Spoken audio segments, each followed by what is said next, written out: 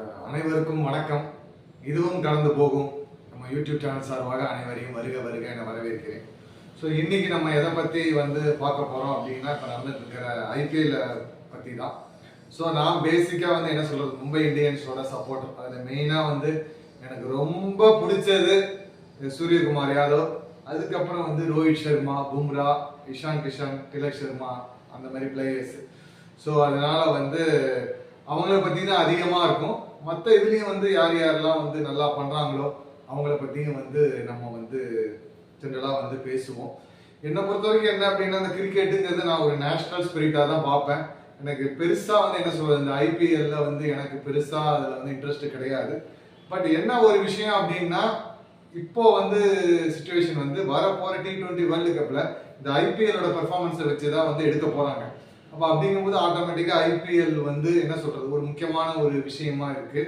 இன்னொன்று என்னன்னா, ஐபிஎல் மூலமாக நிறைய நியூ டேலண்ட்ஸ் டெவலப் ஆகிறாங்க. அது ஒரு பெரிய விஷயமா இருக்குது. ஏன்னா இன்டர்நேஷனல் கிரிக்கெட்டில் நம்ம பார்க்கும்போது யங்ஸ்டர்ஸ்க்கு அதிகமாக சான்ஸ் கிடைக்க மாட்டேங்குது.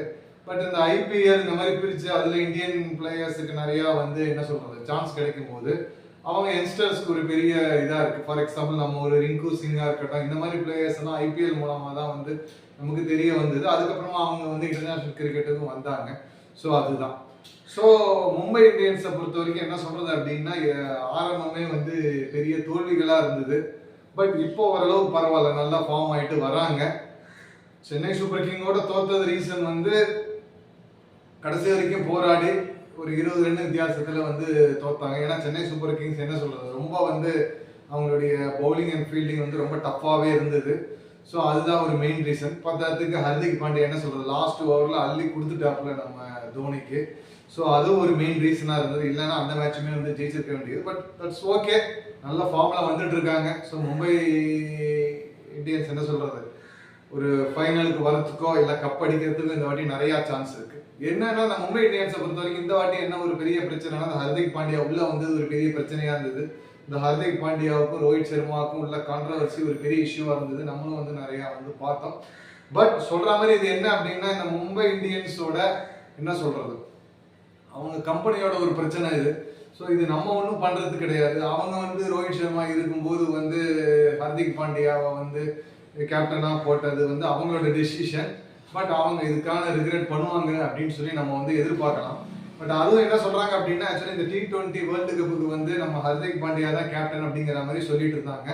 பட் இப்போ கடைசியாக ரோஹித் சர்மா தான் கேப்டன் தாங்க. ஸோ அதனால அவங்க மேபி ஹர்திக் பாண்டியாவை வச்சிருக்கலாம், அவங்க நினைச்சாங்களே நம்ம தெரியல. பட் நம்ம ஓவராலா பர்ஃபார்மன்ஸ் வைஸ் பார்த்தோம்னா ரோஹித் சர்மா நல்லா பண்ணிட்டு இருக்காரு. பட் ஹர்திக் பாண்டியா அந்த அளவுக்கு இல்லை. ஸோ அதனால both batting as well as bowling Hardik Pandya அந்த அளவுக்கு பண்ணலை அப்படிங்கிறது இன்னைக்கு ஒரு பெரிய விஷயமா இருக்கு. ஸோ மெயினாக சொல்லணும், இன்னொன்று அப்புறம் மெயினாக சொல்லணும் அப்படின்னா, நம்ம சூரியகுமார் யாதவ். ஸோ ஃபர்ஸ்ட் ஒரு 3 மேட்சஸ் அவர் இன்ஜுரி காரணமாக வராமல் இருந்தார். இப்போ வந்துட்டாரு, நல்ல பெர்ஃபார்மன்ஸ் அவரோட இதுவும் இருக்கு. சூரியகுமார் யாதவோட ஃபார்ம் நமக்கு ரொம்ப முக்கியம். ஏன்னா அவர் என்ன சொல்றது, ஒரு டிஃப்ரெண்ட் ஸ்டைல் ஆஃப் பேட்ஸ்மேனு, 360 டிகிரின்னு சொல்ற மாதிரி.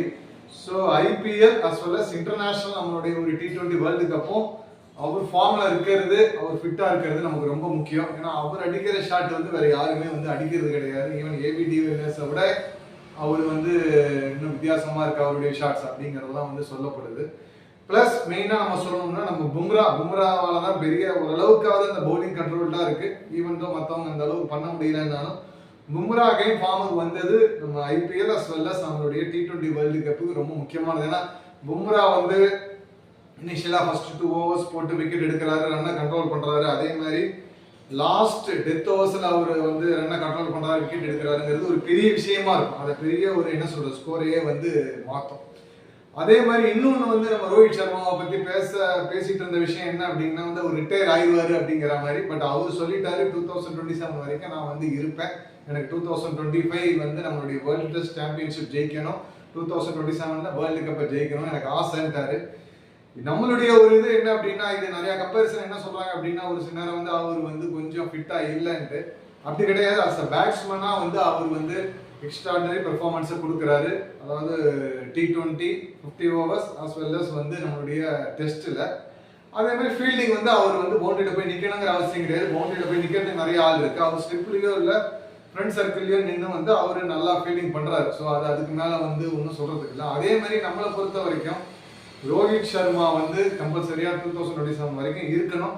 அவர் இந்த 2024 நம்மளுடைய T20 world cup, 2025 world test championship plus 2027ல வர 50 ஓவர்ஸ் வேர்ல்டு கப்பும் அவர் ஜெயிச்சு கொடுத்துட்டு தான் போகணும் அப்படிங்கிறது தான்.